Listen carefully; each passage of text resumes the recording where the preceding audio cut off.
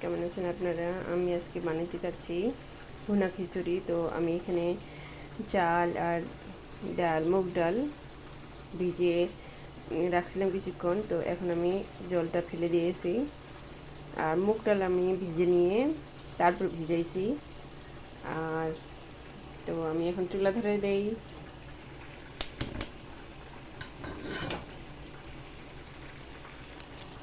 আর এখানে আমি নিছি মশলার মধ্যে গোটা মশলা নিছি, লং নিছি, গোলমরিচ নিছি, বড় এলাচ নিছি একটা, সাদা এলাচ, দারচিনি, শুকনো মরিচ, আর নিছি 2টা তেজপাতা। এই যে আমার কড়াই কিন্তু গরম হয়ে গেছে।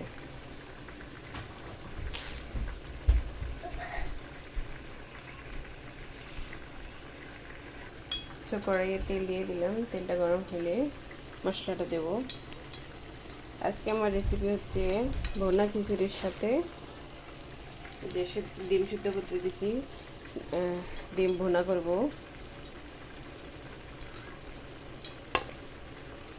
সেকেন্ড তেল গরম হয়ে গেছে, আমি সব মশলা একসাথে ঢেলে দিলাম। মশলাটা একটু ভালো মতো ভেজে নিই। ভেজে নিলে ফ্লেভারটা সুন্দর সুন্দর আসবে, নাড়লে আসবে না।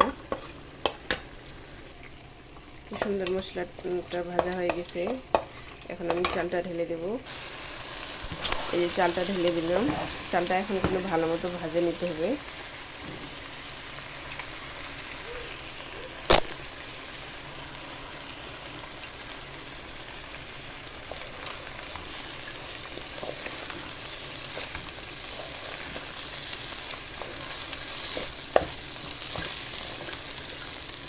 চালটা যেমন ঝরঝরা করে ভাজবেন, তখনই কিন্তু খিচুড়িটা ঝরঝরা খিচুড়ি হবে, ভুনা মানে ঝরঝরা সুন্দর খিচুড়ি হবে।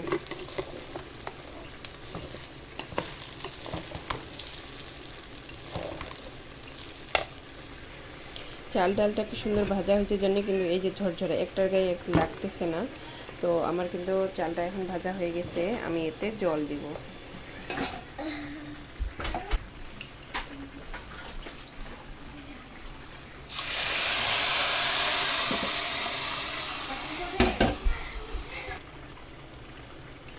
সো এই যে এইটা চাল ডালের একটু দ্বিগুণ মানে ডবল জল দিয়েছি, কারণ ডালটা সিদ্ধ হতেও সময় লাগবে, একটু বেশি জল লাগবে। তো এখন সিদ্ধ হোক।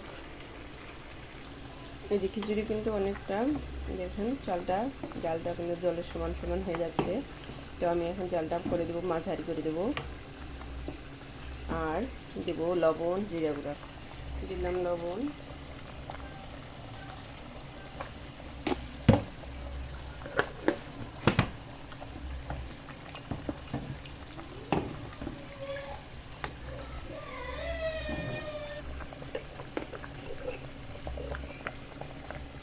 দিলাম 1 চামচ জিরা গুঁড়া।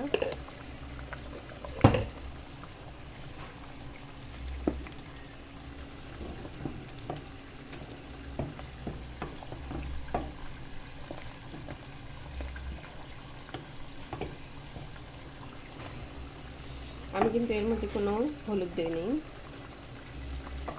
আপনারা চাইলে হলুদ ইউজ করতে পারেন।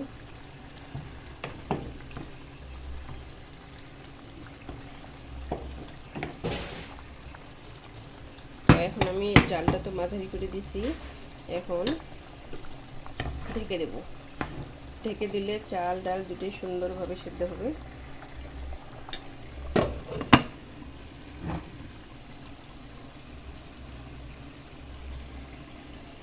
তো দিলাম ঢাকা। এখন এই ঢাকার মধ্যে আধা ঘন্টার মতো আবার এই সেদ্ধ হবে, সব একদম জলটা টানে ঝরঝরা হয়ে যাবে।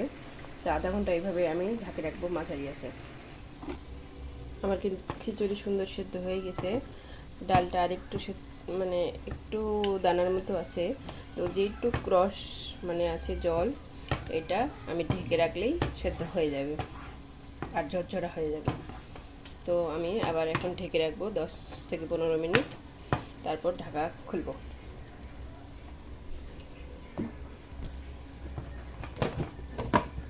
ঢাকা দিয়ে দিলাম, একদম চুলা বন্ধ করে দিয়েছি।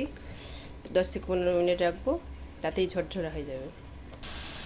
আধা ঘন্টা পর এই যে দেখুন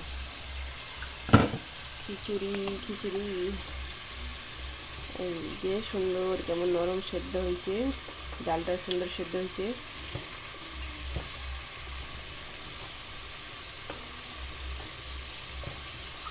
তো এই হলো আমার ভুনা খিচুড়ি।